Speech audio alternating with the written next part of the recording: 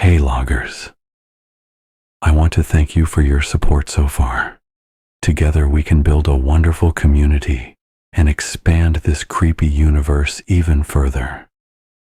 Help me reach 500 subscribers. Something very big is coming. Now without further ado,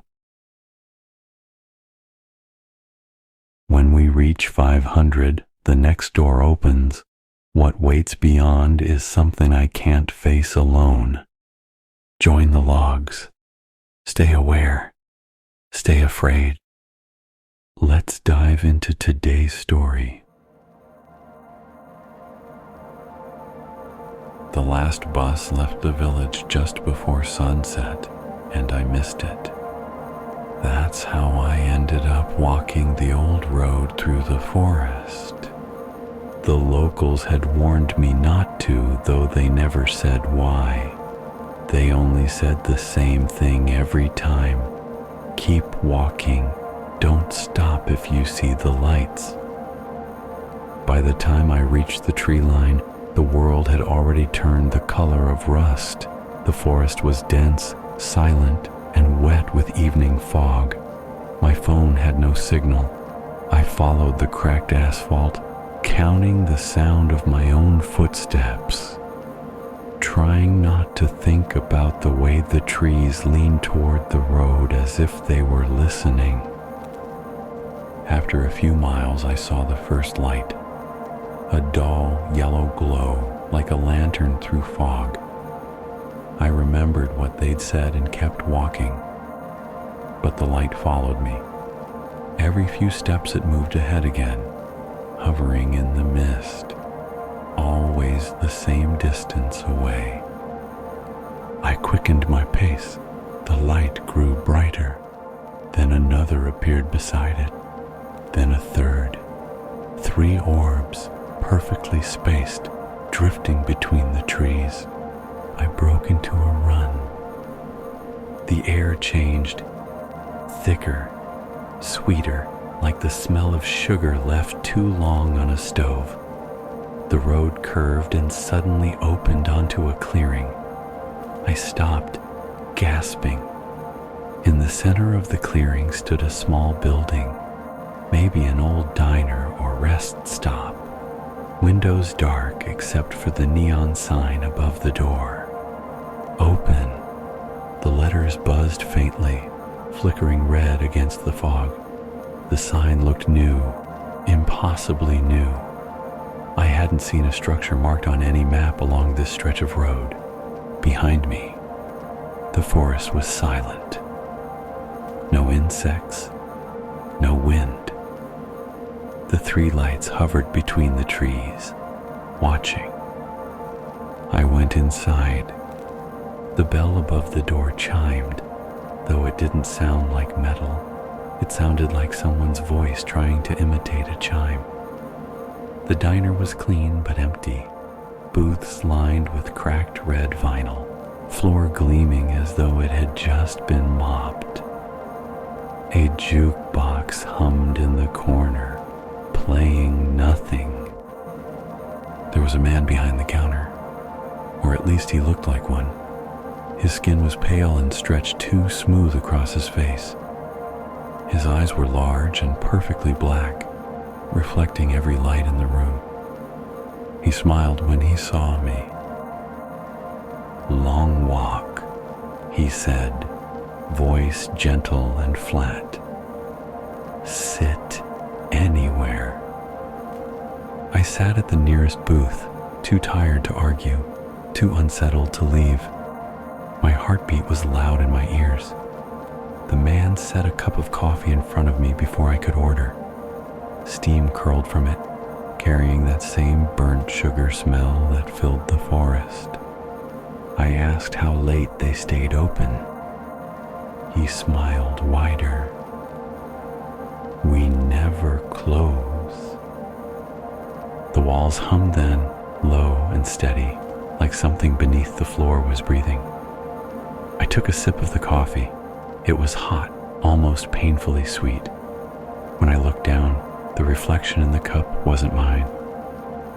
It was someone else's face, eyes black, mouth whispering soundless words. I shoved the cup away and stood. The man didn't move. "The lights outside," I said. "What are they?" He tilted his head. "Guides. For travelers." "Guides to where?" He gestured toward the back door. "Where they've been walking all along." The bell above the front door chimed again. I turned, expecting another traveler. Instead, the 3 orbs of light floated inside, hovering over the tiled floor. Their glow dimmed until they were almost human in outline. 3 people standing where the lights had been. Their skin shimmered faintly, faces blank, eyes open but empty. The man behind the counter nodded to them. "Sit anywhere," he said again. I ran for the door, but the handle was gone. Just smooth metal, warm under my hands. The jukebox clicked, a record dropping into place by itself. A soft, slow tune began to play. Something old, something circular. The man stepped out from behind the counter, his shape blurred, edges bending like heat in summer air. "Don't be afraid," he said. "You've been walking for a long time. You're almost home." The lights pulsed once, twice. The smell of burnt sugar filled my lungs. My vision swam. For a moment I thought I saw the road outside again, the trees, the fog. But there were no footprints leading to the door, only away from it. And when I looked down, I realized I wasn't standing anymore. I was sitting in a booth, hands wrapped around a steaming cup of coffee. The man smiled at me from behind the counter. "Long walk," he said. "Sit anywhere." I was driving home from a wedding when the storm hit. The GPS froze somewhere between 2 towns, and when the road signs stopped making sense, I realized I'd taken a wrong turn miles ago.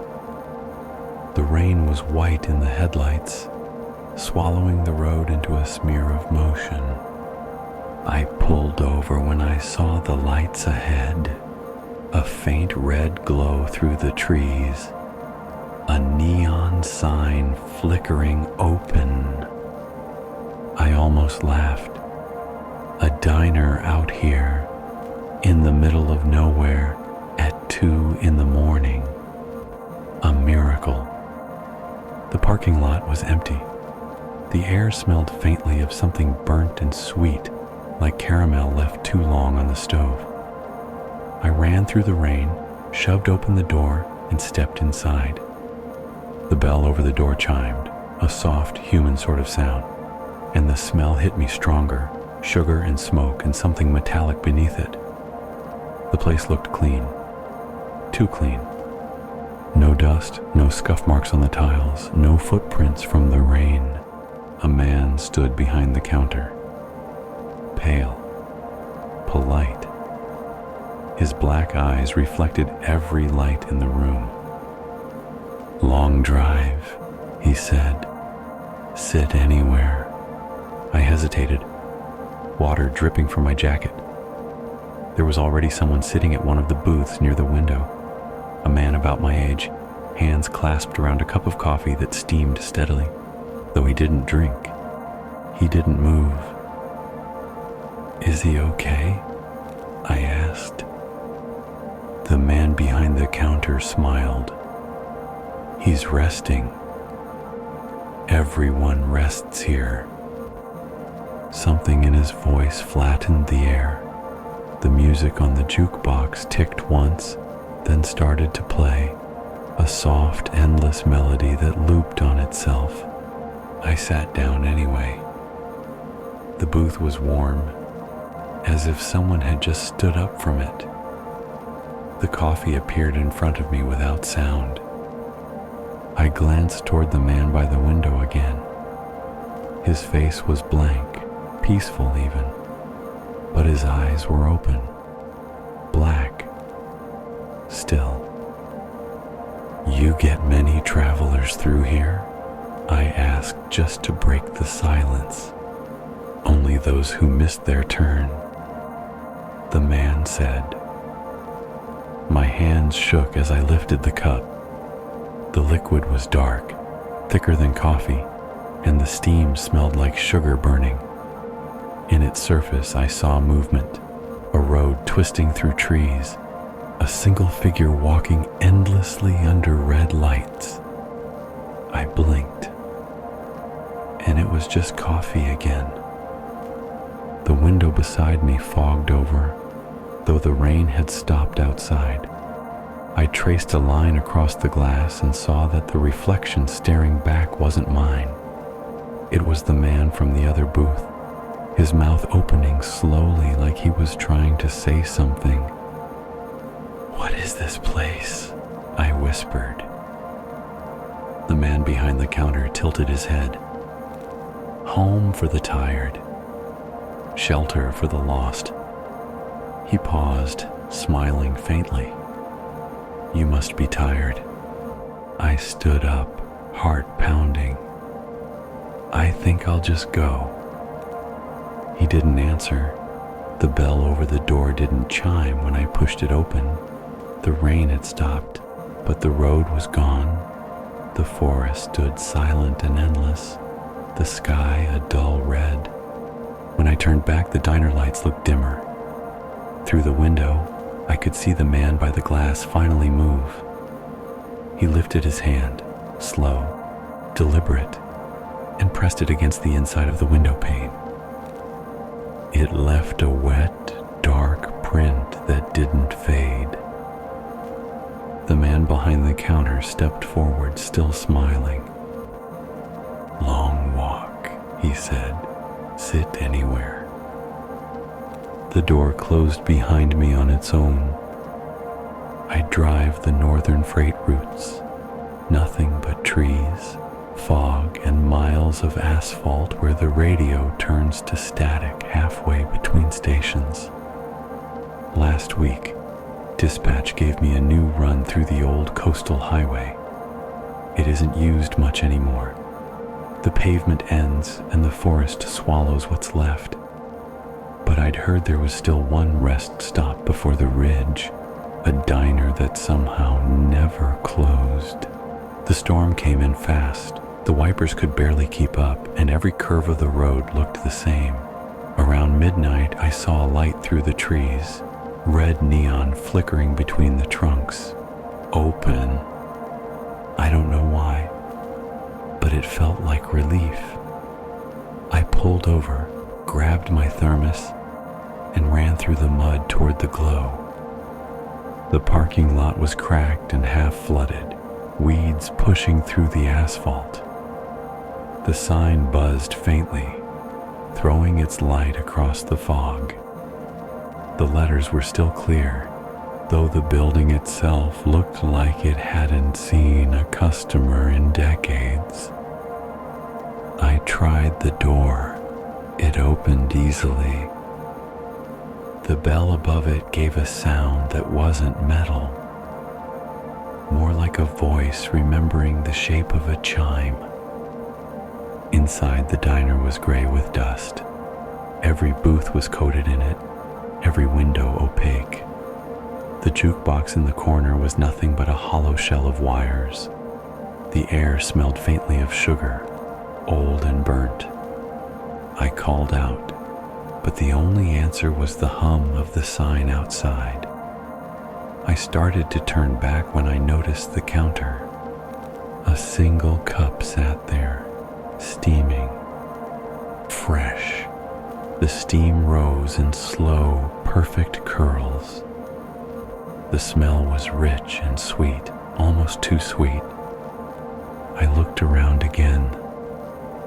No footprints, no dishes, no sign anyone had been here. Only that cup. Something about it felt wrong. but I couldn't look away. The reflection in the surface wasn't mine. It was the diner itself, clean and alive, lights bright, every booth occupied. People sat smiling, talking, drinking coffee. Their eyes were all black. The reflection blinked. The steam thickened until it filled the room, the air syrupy and hot. For a second I heard a voice behind me, gentle, familiar. Long drive. Sit anywhere. I dropped the cup. It shattered on the floor, spilling dark liquid that hissed like water on a hot pan. When the steam cleared, the diner was empty again. The cup was whole, back on the counter, still steaming. I ran for the door, but the road outside was gone. Only trees and fog in every direction. The red neon buzzed louder, pulsing like a heartbeat. I don't remember leaving, but I must have, because I woke up this morning parked on the side of the highway, miles from where the GPS said the diner should have been. I went back this afternoon with 2 other drivers. Nothing there. No sign. No building. Not even a clearing. Just forest. But tonight, as I pass through the next town, the smell hits me again. Burnt sugar, heavy and sweet. And in my rearview mirror, I see a faint red glow keeping pace behind the truck.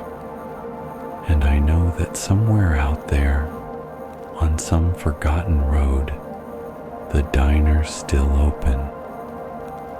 Always open. The world has moved on. The road hasn't. It's been 6 years since the night I found the diner. I stopped driving freight after that run. Sold the truck, moved inland, tried to forget. But sometimes forgetting isn't the same as leaving. Every few months a stranger calls. Different voices, same story. You used to drive the northern routes, right? Did you ever see a red neon place out there? They always sound the same. Tired, a little afraid, like they've been hearing the bell in their dreams. I tell them I don't know anything about it.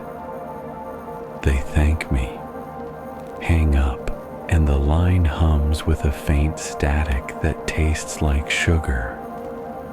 Last week I got a package with no return label. Inside was an old Polaroid, the diner glowing red through the fog, a figure sitting by the window. The back was blank except for a single handwritten line. Coffee's still hot. That night I dreamed of the forest again. The same road, the same curve where I first saw the light. But this time I wasn't driving. I was walking. The trees leaned closer, branches whispering like voices underwater. The neon flickered ahead, pulling me forward. When I woke, the smell was in the room. Burnt sugar, faint and warm. My coat was damp with mist. My boots left red clay prints across the kitchen tile. It followed me. I don't leave the house after dark now. The windows stay covered. Still, every night around 2, the world outside turns red for a few seconds, as if a sign somewhere in the distance has just lit up. Sometimes I hear the bell, soft, almost polite. And sometimes I hear another sound. Footsteps. Slow. Careful. Coming up the walk.